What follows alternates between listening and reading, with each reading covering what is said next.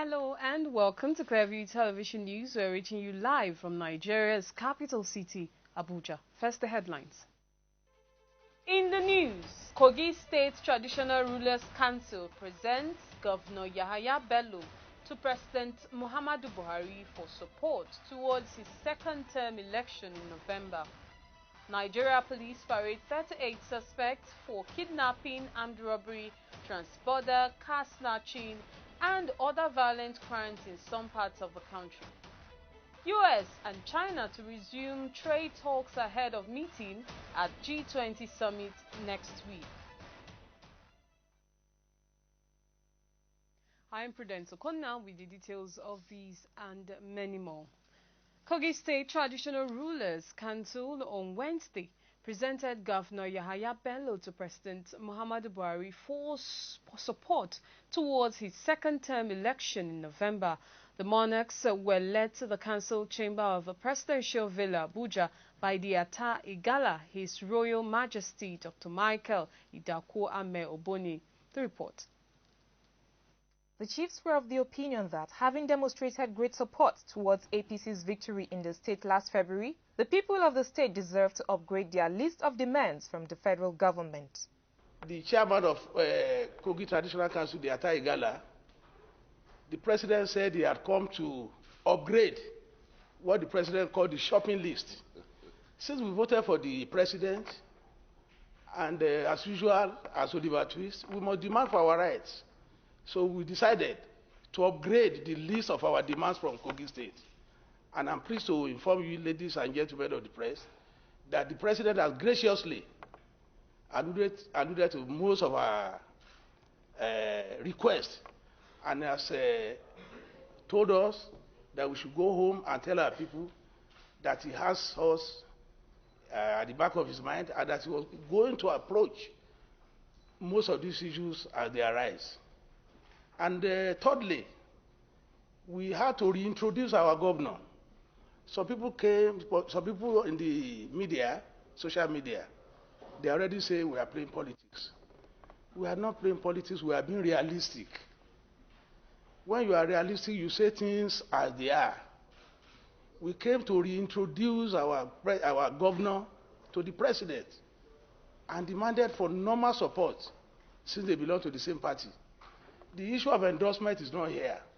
The people at home had already endorsed His Excellency Alhaji Yahaya Bello for second term.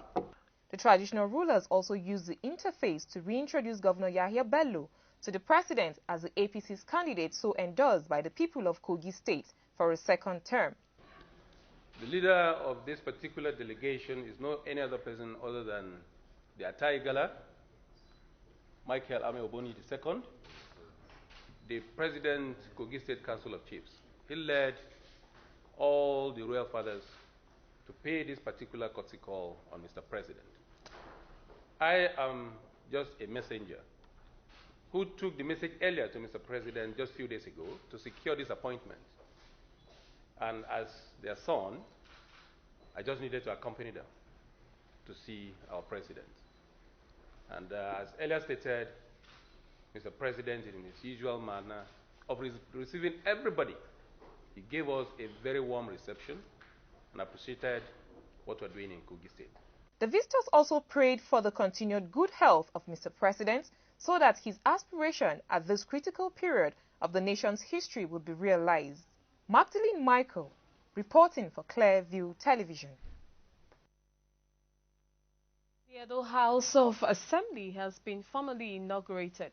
The clerk of the Edo House of Assembly, Alhaji Audu Yahaya Omogbaye, ushered the members-elect into the chamber and read out the letter of proclamation transmitted to the office of the clerk by the Executive Governor of Edo State, Godwin Obaseki. After reading the letter, the clerk proclaimed the House and the members-elect began the process of electing the House leadership with Right Honorable Frank Okiye of Ishan North East Constituency 1 emerging the Speaker, while Honorable Yekini Idiaye of Akoko Edo Constituency 1 was elected Deputy Speaker. Upon completion of the process of swearing in, the Speaker, Right Honorable Okiye, took charge of proceedings and thanked all the members-elect present for the confidence reposed in him, promising that he would work for the people of Edo State. He also called on members-elect who have not satisfied the process of swearing-in, which includes the completion of the asset declaration form, to do so speedily so they could be inaugurated to undertake the task for which the people elected them. The Speaker also declared that the lines of communication with the executive arm of government and all other organs of government officially open. That I will do the best of my ability. Preserve, protect, and defend the Constitution of the Federal Republic of Nigeria. And defend the Constitution of the Federal Republic of Nigeria. That I will abide by the Code of Conduct. That I will abide by the Code of Conduct. Contained in the 5th Schedule of the Constitution. Contained in the 5th Schedule of the Constitution. Of the Federal Republic of Nigeria. Of the Federal Republic of Nigeria. In all circumstances. That in all circumstances. I will do right to all manner of people. I will do right to all manner of people. According to the law. According to the law. Without fear of favor. Without fear of favor. Affection or ill will. Affection or ill will. That I will not directly or indirectly. That I will not directly or indirectly. Communicate or reveal to any person. Any matter. Which shall be brought under my consideration. Or shall become known to me as the Speaker of the Edo State House of Assembly. Or shall become known to me as the Speaker of the Edo State House of Assembly. Of the Federal Republic of Nigeria. Of the Federal Republic of Nigeria. Except as may be required. For the due discharge of my duties. As Speaker of Edo State House of Assembly. That I will devote myself. To the service and well-being of the people of Nigeria. So help me God. For adjournment was raised by the Speaker, and the House was adjourned till July 17, 2019. The reason for the long period of adjournment, it was gathered, was to make room for logistics for the allocation of accommodation, offices, vehicles, and other materials to make for smooth legislative activities. The National Commission for Refugees, Migrants and Internally Displaced Persons, in collaboration with United Nations Refugee Agency and ECOWAS, has called on the public to stand in solidarity with refugees. This appeal took center stage at the walk in commemoration of World Refugee Day, celebrated annually on 20th June in Abuja this Wednesday. Our correspondent Ife Oluwaishola has the rest of the story. Nigeria joined the rest of the world in celebrating the World Refugee Day. The National Commission of Refugees, Migrants and Internally Displaced Persons in Nigeria, in collaboration with ECOWAS and UN, embarked on a work to advocate for refugees to have a place in the country and not be treated less than humans, as they are humans too. In an interview, National Commission of Refugees, Migrants and Internally Displaced Persons in Nigeria, Sadiya Umar Farouk, says the government is doing greatly in supporting the Commission to provide a home for the refugees. She reminded Nigerians that they have refugees among them and called on them to protect such refugees by giving the necessary support to make them feel at home. People should join us in taking a step with the refugees. People should show love, care and concern to these people who have lost almost everything to seek refuge in our country. Doing our best to take care of these people as a commission. The government has been very supportive and our refugees are doing very well. Our refugees are not restricted. Also speaking, the representative of the United Nations to Nigeria, Antonin Hayadula, says the Commission is an entry point for the UN to help the refugees and IDPs, and also called the attention of the public to the plight of the refugees. Well, this work is essentially to call the attention of the public in general to the plight of refugees, to the situation of internally displaced populations, to tell the world that refugees and internally displaced populations are people like you, they are people like me, they need our solidarity and they need our attention. We need to help them regain their dignity as human beings. The Director of Humanitarian and Social Affairs of ECOWAS, Sintiki Tafa, enjoined Commission and the public to continually support the refugees and IDPs to become self-reliant. We should salute the courage, the strength, the determination of refugees, internally displaced persons in West Africa, and we should do all we can to support host communities that are providing support to all refugees in West Africa, and to continue to provide ways to support refugees, migrants, internally displaced persons to be self-reliant in our region. The National Commission of Refugees, Migrants and Internal Displaced Persons in Nigeria was incorporated in the 1951 United Nations Convention relating to the status of refugees, its 1967 Protocol and the 1969 Organization of African Unity Convention governing specific aspects of refugees' problems in Africa, which together form the guide to the protection and management of asylum seekers and refugees in Nigeria. The Commission's mandate was expounded by the federal government to cover issues relating to internally displaced persons and the coordination of migration and development in 2002 and 2009 respectively. Ifeoluwa Ishola, reporting for Clearview Television.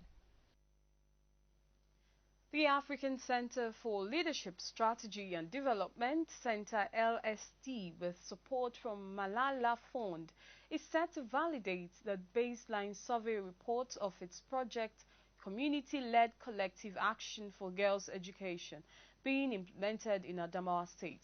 The survey conducted to ascertain the trend of out-of-school girls in Numan, Song, and Maiha local government areas was also to unearth the issues, challenges, and chart a way forward to reconstructing the narrative of education in the state and ultimately promote girl enrollment, retention, and completion in secondary school.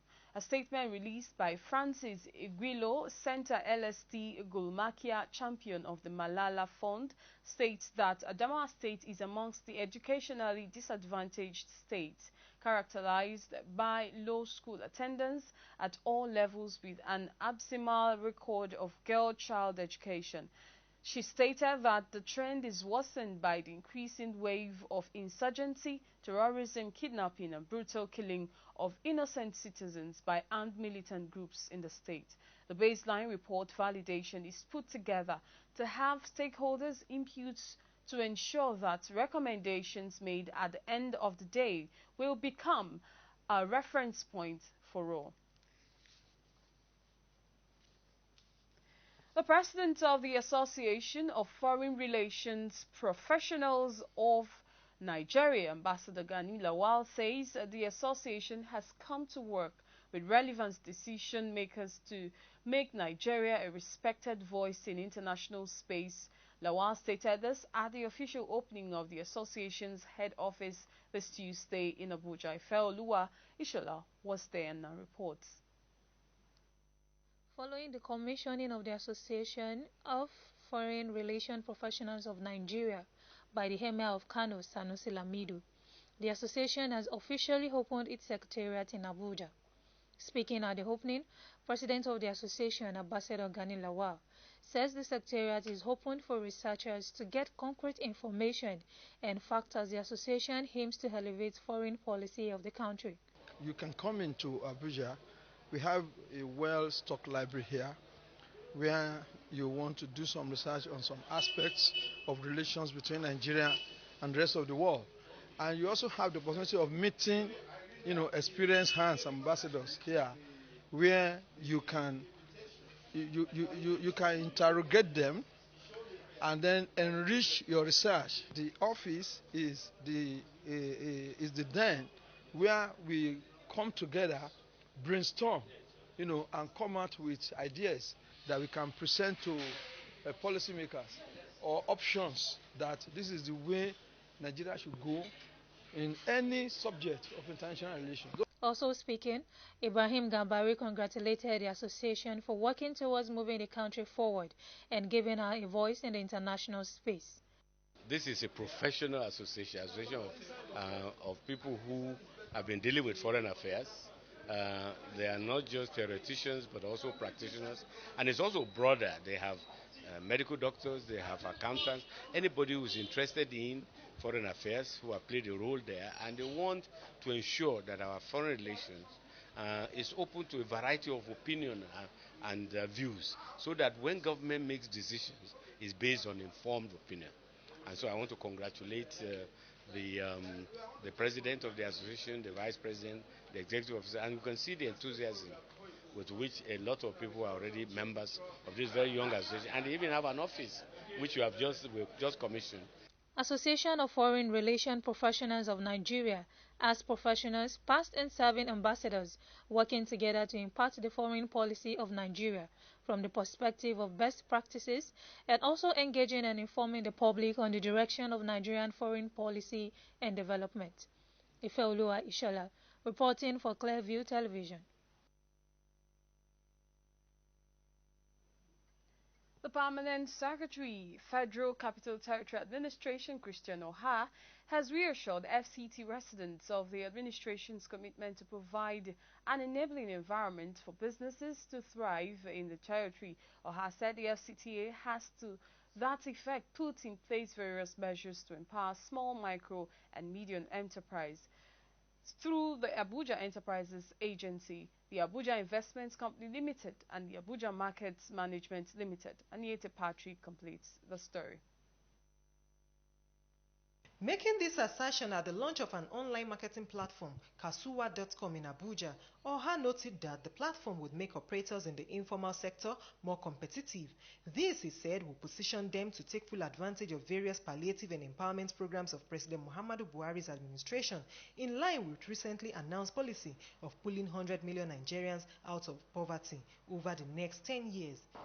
I believe that this innovation will make operators in the informal sector more competitive and position them to take full advantage of various palliative and empowerment programs of President Muhammad Buhari's administration, in line with his recently announced policy of pulling 100 million Nigerians out of poverty over the next 10 years.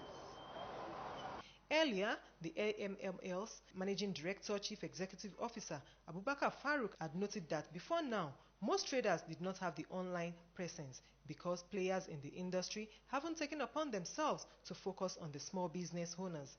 Farouk stated that the Kasuwa.com platform is unique in e-commerce environments because of the large scope of products available and the unbeatable prices. Before now, most of our traders did not have online presence, which was because players in the industry haven't taken it upon themselves to focus on the small business owners. The few that try are yet to earn the required confidence, and for this reason, if you want to shop online for groceries like okra, rice, you may end up paying 3 times the amount because you are paying to a third,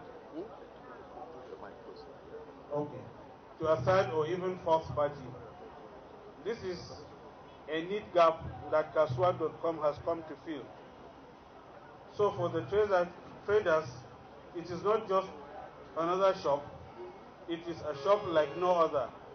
And for the shopper, a wider online shopping space at a lesser price.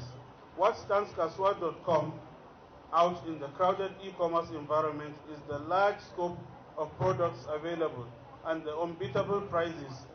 This is so because the informal sector, which is the focus of the website, makes up the mass of the commercial sector of any economy.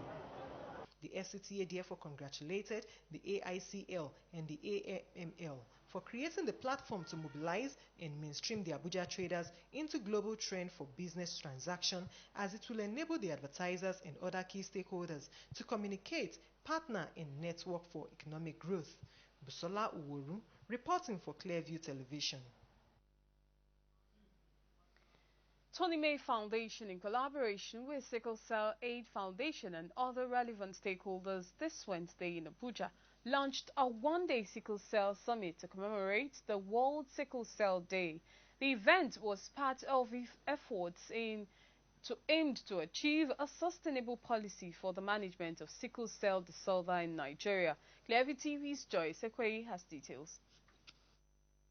Available record shows that Nigeria has the highest number of persons with sickle cell disorder in the world. Yet there is no policy in place for the management of the disorder in Nigeria. As Nigeria joined the rest of the world to celebrate World Sickle Cell Day, the Board of Trustees, Tony May Foundation, Chief Andrew Otohina, says the attention given to sickle cell disorder is considerably poor compared to other forms of non-communicable diseases. He added that the pain experienced by people living with sickle cell disorder is unexplainable, noting that people living with sickle cell disorder do not only require access to job opportunities but also need to be treated fairly by employers. Presently, there are only 6 centers designated for the management of sickle cell disorder. In a country where you have 4 people, there is at least every 4 persons there is one with the disorder. We consider this very poor compared to other forms of non-communicable diseases. The pain experienced by people living with sickle cell disorder is unexplainable and unbearable. Therefore, there is need for empathy and compassionate care. Also speaking, a U.S. representative, Sterling Tully, said 70% of Nigerian children die every year due to sickle cell disorder. Sterling urged the Nigerian government to treat sickle cell with utmost concern, just as they give attention to communicable diseases, as Nigeria has the highest number of persons living with sickle cell. And while HIV and AIDS usually grabs the news headlines, our support extends beyond that to other global public health concerns such as polio, malaria, and sickle cell disorder. Nigeria has the highest number of people living with sickle cell disorder in the world. It is estimated that 150,000 children are born annually with this condition, and unfortunately, 70% of them die before the age of 5 due to the failure to detect the condition early and the associated expense with managing the disease. A participant, Timmy Edwin, said sickle cell is not a death warrant and advised people living with the disorder to eat good food and drink a lot of water to have a healthy life. I would like to tell them that where there is life, there's hope. I mean, yes, there are lots of death associated with the condition, but it's really not a death sentence. We all know that if you drink lots of water, if you eat the right things, if you take the right medications, we will generally live a healthier life. A healthier life leads to a happier life. Tony May Foundation called on the government, healthcare sector, civil society organizations, corporate organizations, the media and the general public to make efforts towards reducing the burden of sickle cell disorder in Nigeria. Joy Esekweyi reporting for Clearview Television. You're watching Clearview Television News. We'll be back after this timeout.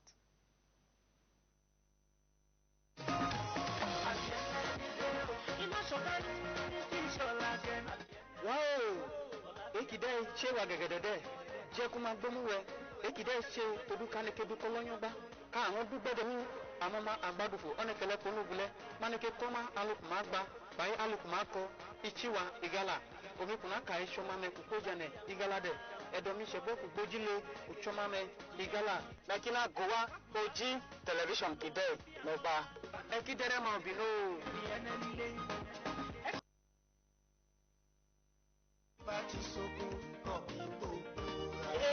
Látòrí ìdárayá ní orí ọ̀dọ̀ látòrí ọ̀dọ̀ olóṣèlú títí dé orí ọ̀hún lọ́balọ́ba àti ìjòyè ya wọn. Ẹ̀kọ́ àti àṣà àti ìṣẹ̀ra ètò ẹ̀jáyé ìgbọ́ra ó ti rá láti jẹ́ àmọ́ ọ̀pọ̀lọpọ̀ ní ìṣẹ̀lẹ̀ ní agbègbè ra àti àyíká ra nílẹ̀ ọkùn. Ẹ agbọ́ra ẹ awora níbi ẹ̀tíyàwó ra ètò ẹ̀jáyé ìgbọ́ra àti muhari gbogbo níbẹ̀ ṣẹlẹ̀ ẹ awora lórí rẹ̀.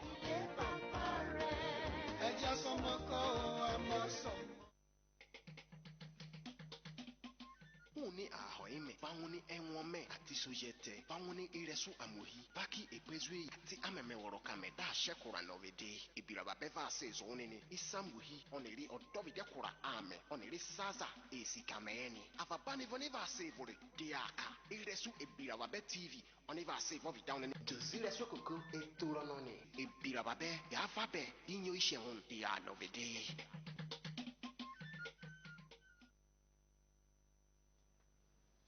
You're welcome back. The Nigeria police have paraded 38 suspects for kidnapping, armed robbery, transborder, car snatching, cattle rustling and other violent crimes in some parts of the country.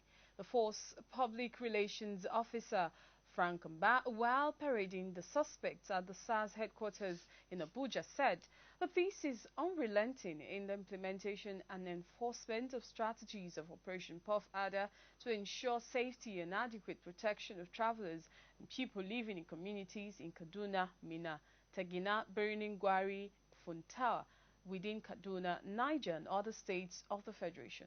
Our correspondent Magdalene Michael now reports. Force Public Relations Officer Frank Mba said the breakthrough of the police was as a result of the strategies by the force's Operation Puff Adder in its fight against kidnapping and other heinous crimes in the country. Mba noted that all the suspects who were arrested at different parts of the country confessed to the crimes and admitted to various roles they played in the commission of these capital offences, adding that they would be arraigned in a court on completion of investigation. He said investigation is being intensified to arrest other suspects still at large. Operatives from the IRT as well as operatives from the STS, all domiciled in these premises and who are integral and very important components of the Operation Paul Father scheme. Within this period, we were able to arrest a total of 38 suspects, one of them a female. All of these persons that we're presenting to you today have been positively been indicted by our investigations. Number one, we want to use this opportunity to inform Nigerians that the remaining suspects that were implicated, or rather that were involved in the unfortunate incident that led to the kidnap of the UBEC chairman, as well as the daughter, have been arrested. Suspects in the act of kidnapping and collection of ransom and other crimes all narrated their individual roles in different operations. He specializes in kidnapping along Kaduna-Abuja Expressway. They kidnapped one man, Dr. Mahmoud. His name is Dr. Mahmoud. Yeah, that the people that collected the ransom are their gang. That they collected the ransom. That they collected the ransom of 5 million naira from them, and they gave him his own take was 70,000 naira. His own work is kidnapping. He kidnapped mainly in Niger and Kebbi states. When during his kidnapping operation, he's having his own master.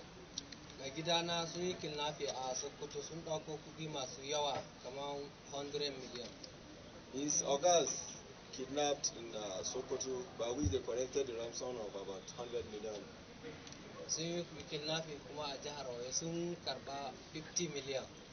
That of Oyo was 50 million. The force PRO noted that the renewed commitment of the Nigerian police force to reduce crimes in the country to the barest minimum remains unequivocally and unwavering and solicited for continued public support. Magdalene Michael reporting for Clearview Television. Airtel Nigeria has formally filed an application with the Securities and Exchange Commission for the listing of its shares on the Nigerian Stock Exchange (NSE). Sources at the Commission say the telecom company's application filed 2 weeks ago is presently being examined in line with the rules and regulations.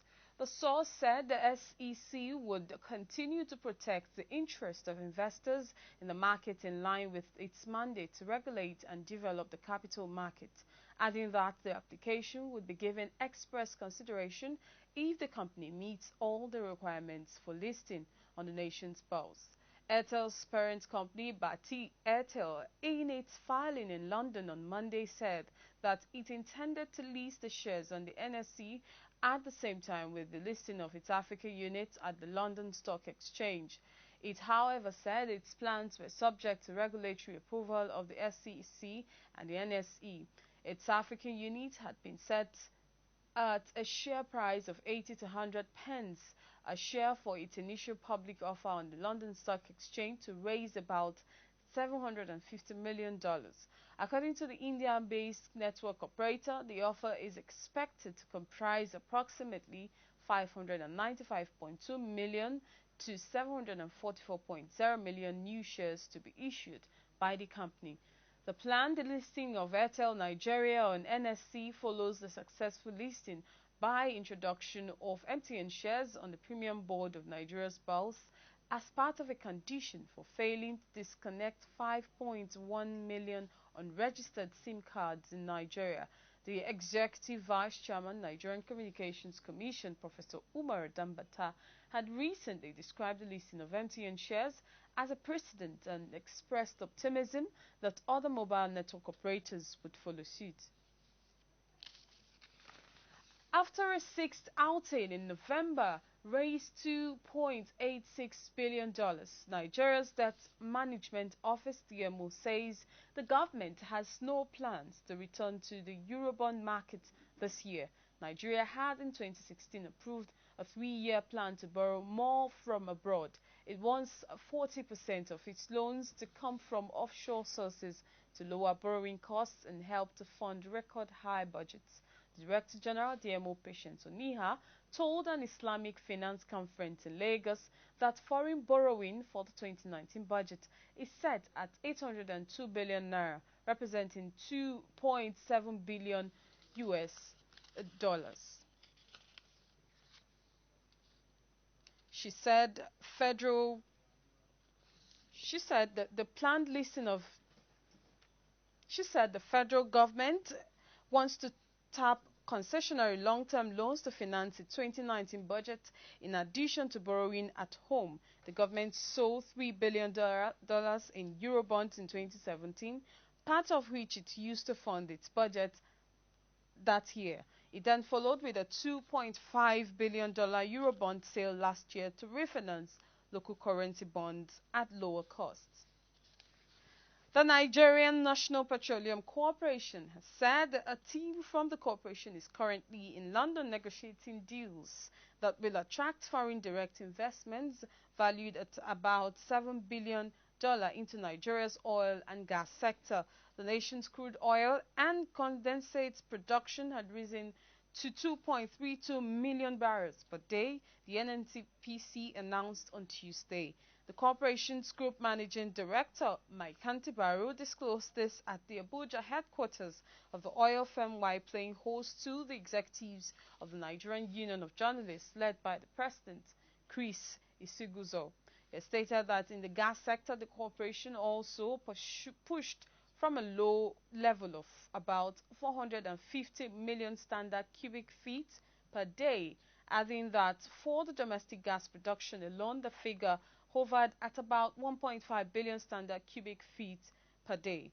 On product supply, the NNPC boss said direct sale of crude and direct purchase of petroleum product schemes saved Nigeria over $1.2 billion in the first year of its operation as against the previous offshore processing arrangement.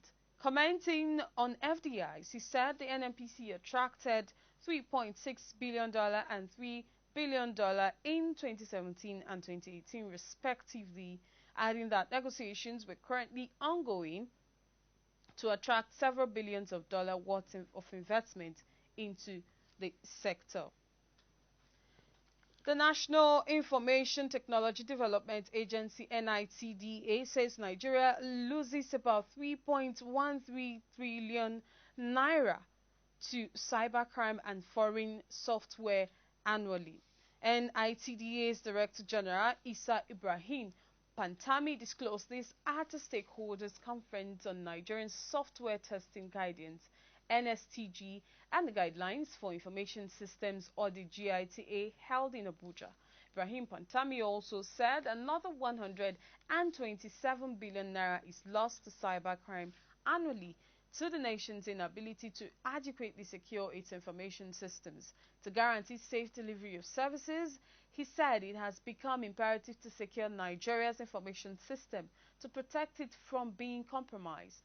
Pantami expressed worry that most business processes today are carried out electronically and large amounts of information are stored, processed and transmitted over IT networks, which means businesses, administrations and citizens depend on proper operations of the information technology used. He explained that hackers now exploit WhatsApp flow to install spyware, and this is caused in part by the country's inability to adequately secure its information systems, IS. The Director General equally deplored the huge loss by the country, noting that the indigenous software market in Nigeria loses about $10 billion, representing 3.06 trillion naira annually, to stiff competition from foreign off-the-shelf software used to meet local needs, where indigenous software could have provided the appropriate solutions. The SAM Command of the Nigeria Customs Service says it has seized 175 bales of textile materials worth 2.2 million naira smuggled into Nigeria from Benin Republic.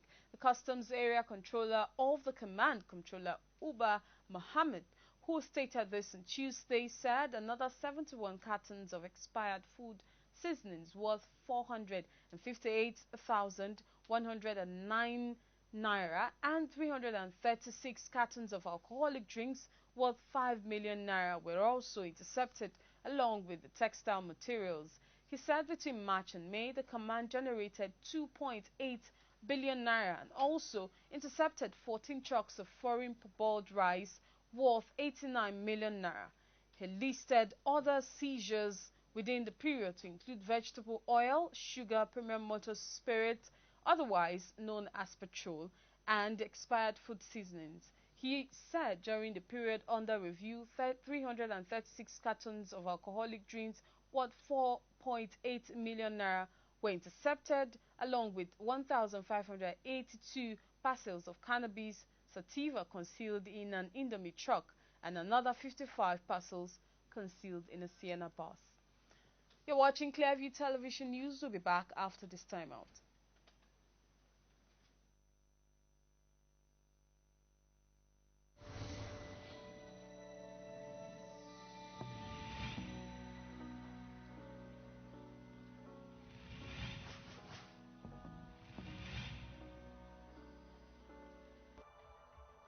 The Healthcare Plus program in Kogi State was initiated by Governor Yahaya Bello to reduce neonatal and maternal deaths by offering free medical services and commodities to pregnant women from conception through delivery. The program has kicked off and is witnessing immense success as women now take to antenatal care. There have been unique stories from center to center, and we'll share in weekly episodes a few of the most unique cases. Welcome to Healthcare Plus Baby of the Week.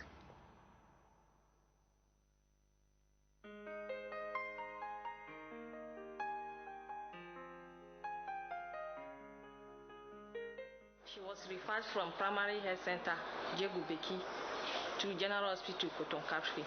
Immediately she came, we received her warmly, and as a midwife, I checked her and know that the presentation is abnormal. So immediately I sent for doctor, and doctor came immediately. Actually, our patient is from Jegu, under Healthcare Plus. She was rushed here. It's a brief presentation of baby in a term. So we went for scan, and it was complete breach with already in labor. So she was taken to theater. Thank God the outcome was wonderful. A live baby boy went almost 3.8. Today, the mother and the baby is alive, sound and healthy, happy.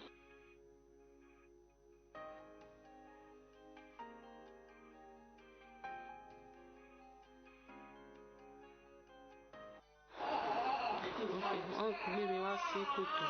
He said, "I've been sick for me. When he became, land and way." wọ́n sì tọ́jú mi, wọn ò gba kọ́bọ̀ lọ́wọ́ mi, èmi àti ọmọ mi a sì wà, kò sí pírọ́blẹ́mù, wọ́n àtẹ́ǹdì mi gidigidi, wọ́n ṣe mo dúpẹ́ lọ́wọ́ wọn o, Ọlọ́run ó ràn wọ́n lọ́wọ́ o. Nọ́ọ̀sì àti dókítà, Ọlọ́run ràn wọ́n lọ́wọ́ o, Ọlọ́run ó dúró tì wọ́n o, kò ní padà lẹ́yìn wọn o. Mo dúpẹ́ lọ́wọ́ Yàyà Bello, mo dúpẹ́ lọ́wọ́ rẹ o, Ọlọ́run ó máa gbé lókè o, iwájú ní wọn lọ o, kò ní lu ẹ̀yìn mọ́ o, ó ṣe mo dúpẹ́ o. In fact, we don't know how to appreciate the government and what they are doing. The Healthcare Plus is actually helping the people of this environment by saying, may God give him the strength to continue this wonderful work. We thank Yaya Bello for this program. And we pray for Yaya Bello to continue with this program till the end of his tenure. And we pray for Yaya Bello to come back for the second time so that he can continue his good job. Thank you. And that's it on this episode of Healthcare Plus Baby of the Week. Keep a date with us for another exciting episode.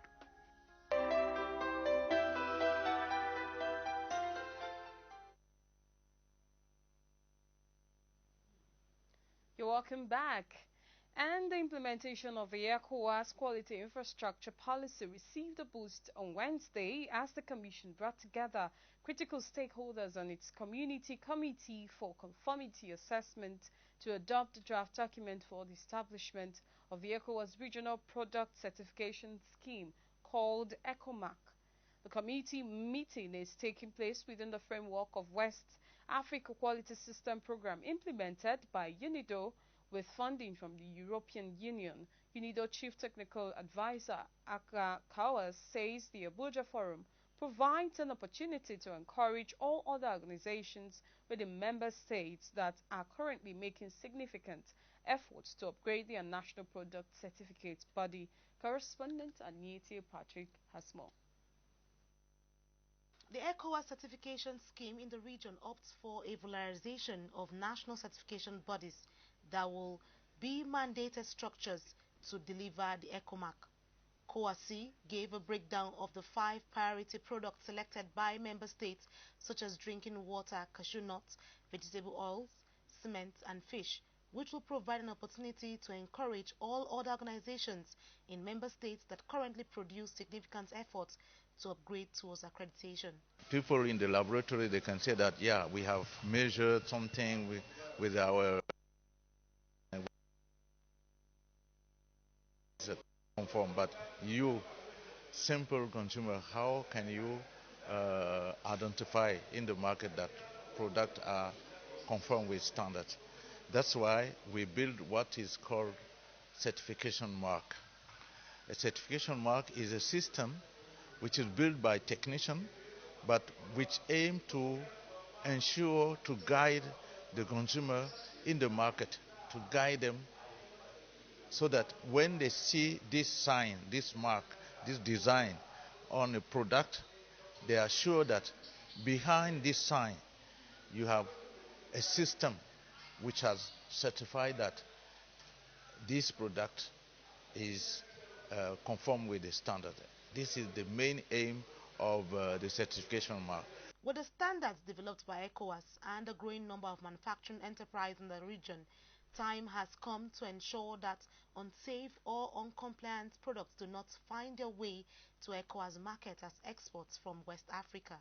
Hence the selection of some products to start with in ensuring fit and censored products are in the African region to improve economic competitiveness.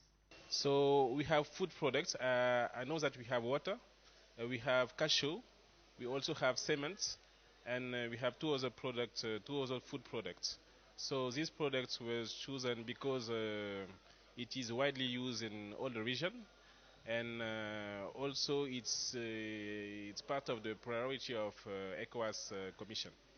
We have this ECOWAS trade which should be developed also at African level. We have this area for trade. We have also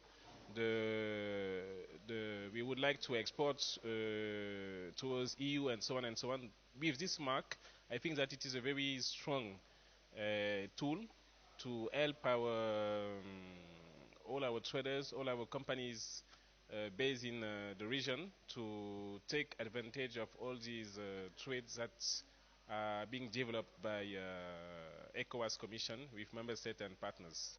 Although the region is still working towards ensuring that quality and standard is enforced, maximum progress has been made so far in ensuring that consumers have confidence in public authorities and manufacturers regarding the conformity of products in West Africa. Annie T. Patrick, reporting for Clearview Television.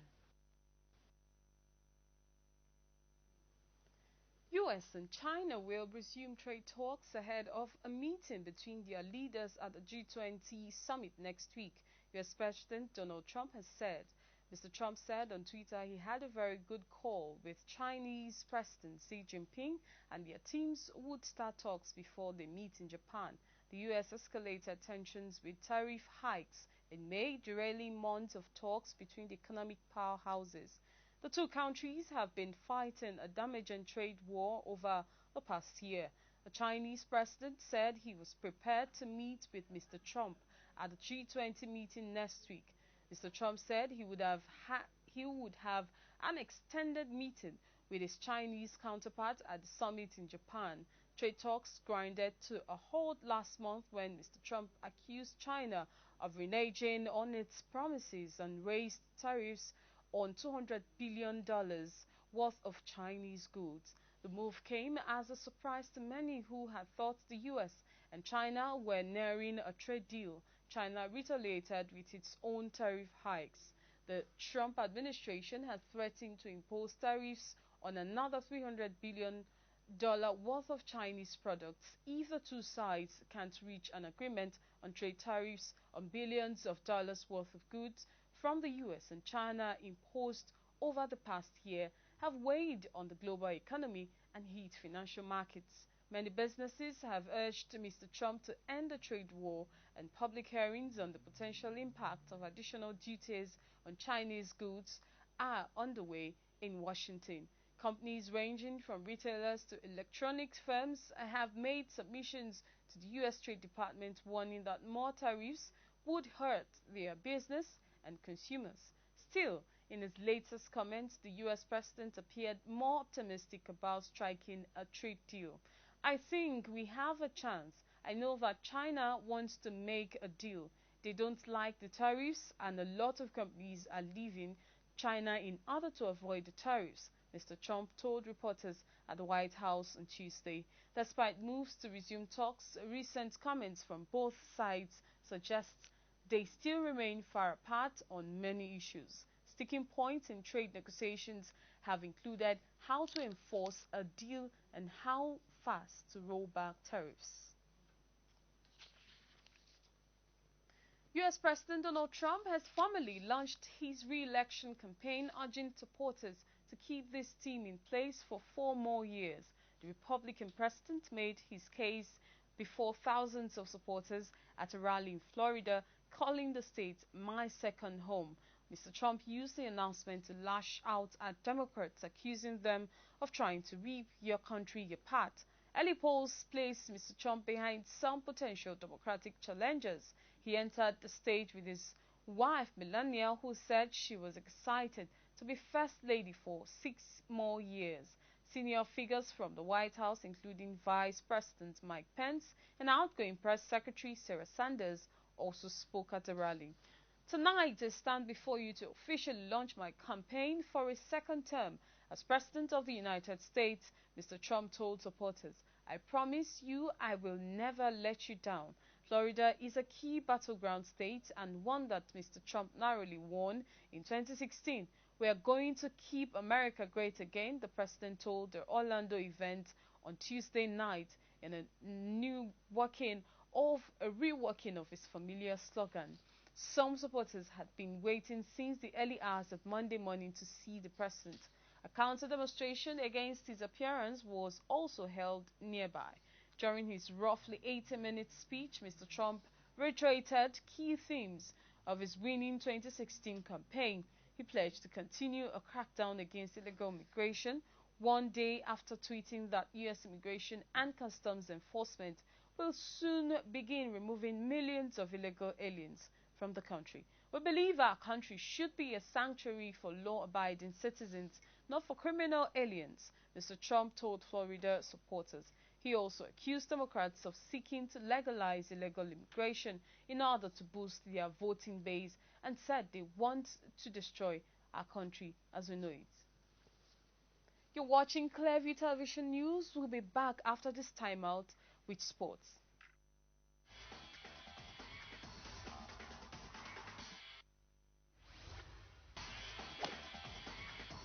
There it is. What a shot from Tiger. And the Jamaican juggernaut scores his first goal for a professional side. And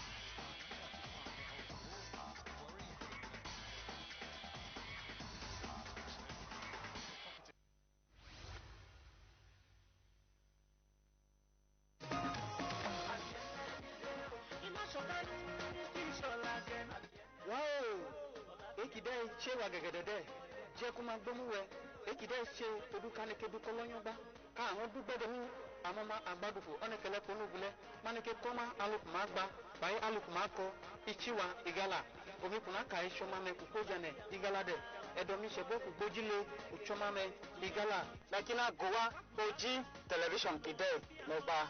Ekidere ma bino.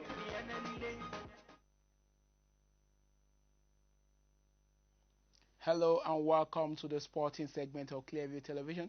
I'm Oguntimehin to Dolakwa Oguntimehin. Super Falcons' chances of reaching the knockout rounds of the Women's World Cup are still hanging by a thread after two of the four slots for best losers have now been taken. China and Brazil are through from Group B and C on 4 points and 6 points respectively. Argentina and Scotland could pick another best loser slot tonight when both teams clash. Argentina need only a win to do so as they already have a point from 2 matches. Where debutants, Scotland will need at least a 2-0 win to go through to the round of 16. Falcons will also be very much interested in what happens in the Group E clash between Cameroon and New Zealand. Both teams are yet to record any points, but a 2-0 win for New Zealand will see them through to the next round. Cameroon will need a 1-0 win tomorrow to move ahead. Tomorrow too, Chile can also hope to progress by cancelling out their -5 goals difference when they tackle whipping team Thailand, who have so far shipped in 17 goals in 2 matches. Despite a 1-0 loss to the Teranga Lions of Senegal in one more friendly in Ismaila on Sunday night, Super Eagles coach Gennaro Troa said there was lots of positive for his team as they prepare for the African Cup of Nations on Saturday. According to reports, having said he won't switch tactics and formation for the encounter, the Franco-German went with what looked like a 3-4-3 formation, and the first half with Jamilio Collins and William Trostekong flagging Kenneth Omero in the heart of the three-man backline. There was also another start for impressive young Samuel Chukwueze, who featured up front alongside Alex Iwobi, while forward Odion Igalo made the return after missing the game against Zimbabwe in Asaba. Roa, who remains committed to ensuring he presents the best lineup when the Eagles fight out in their opening match in Alexandria, expressed satisfaction with his team's performance, especially also as he was able to switch tactics on different occasions during the friendly encounter. Everton midfielder Idris Gueye scored the game's only goal in the 30th minute, but the Eagles missed chances to draw level as winger Samuel Chukwueze was denied by a last-ditch goal line clearance, with substitute Ogene Karoetebo also rattling the bar with a well-taken free kick. The defeat ends a run of 8 consecutive games unbeaten for Nigeria as the team last tasted defeat in St. Petersburg 12 months against Argentina at the World Cup. Meanwhile, Super Eagles captain John Mikelobi has praised the performance of the Super Falcons after their 1-0 loss to host nation France, urging the team not to relent in their quest to reach the knockout stages of the World Cup. Mikel, who watched the match with his teammates, said after their training session on Tuesday that the Super Falcons should continue flying the country's flag high despite being underdogs. I just want to say well done for your effort. We have been watching from our camp and have been keeping a close eye on the team. You have been doing amazingly well. You lost yesterday, but you guys played wonderfully well. It's a shame it ended the way it did, but hopefully you guys can still make it through, Mikel said. A victim of the VAR of the 2018 World Cup in Russia, the former Chelsea midfielder declined being drawn into the argument of controversial decision by the VAR, but instead stated that the Super Eagles players remain behind the team and will continue to cheer them to success. After finishing third in Group A, the Thomas Deneby-led girls will have with permutations and pray results elsewhere go in their favor as they bid to make it to the knockout stages for only the second time in the country's history. Eagles defy camp flow to intensify preparation for Burundi opener. Super Eagles players and officials of the Super Eagles have played down the incessant flow that has plagued the camp in the recent days as they continue their preparation with just 4 days to their opening match at the 2019 African Cup of Nations Group B clash against the recent Burundi. Reports have been flying around that a host of players could be forced to sit out the opening game. However, the team's media officer, Toyin Vitoye, who spoke about the current situation in camp, said that the whole situation is being overhyped as the players are well focused on the task ahead. Nothing to it. Some players had a common cold, cough, and flu, even officials too, but it didn't stop anything as they are sensationalizing it, Ibitoye stated. Having failed to qualify for the last 2 editions, the Super Eagles will be hoping to start on a winning note after being dubbed by bookmakers as favourites to top Group B. The 22-year-old right winger left Bundesliga 2 side Hannover for a fee of €1.7 million. He signed a 2-year deal. A ligament tear caused Basel to make only 3 appearances for Hannover last season. Injury has also stopped him from making his Eagles debut. He can also play as a left winger or second striker. And that's it from the sporting segment of Clearview Television. I'm Oguntimehin to Lulakwa Oguntimehin.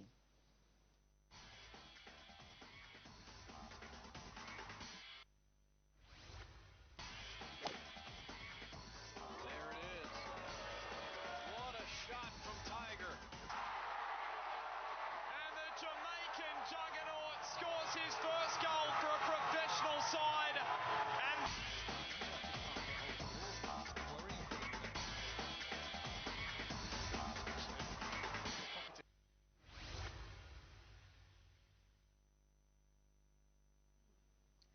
And that's the news. Before we go, a look at our top stories. Kogi State Traditional Rulers Council on Wednesday presented Governor Yahaya Bello to President Muhammadu Buhari for support towards his second-term election in November. The Nigeria police have paraded 38 suspects for kidnapping, armed robbery, trans-border car snatching, cattle rustling, and other violent crimes in some parts of the country. US and China will resume trade talks ahead of a meeting between their leaders at the G20 summit next week, US President Donald Trump has said. And that's the news. Remember that you can subscribe to our YouTube channel via Clearview TV, like us on Facebook via Clearview Television Online, follow us on Twitter at Clearview Online, follow us on Instagram at Clearview TV_NG. You can also watch Clearview TV on Nightcomsat with any free-to-air decoder. For details, contact your local installer. And Prudence Okona, thanks for watching.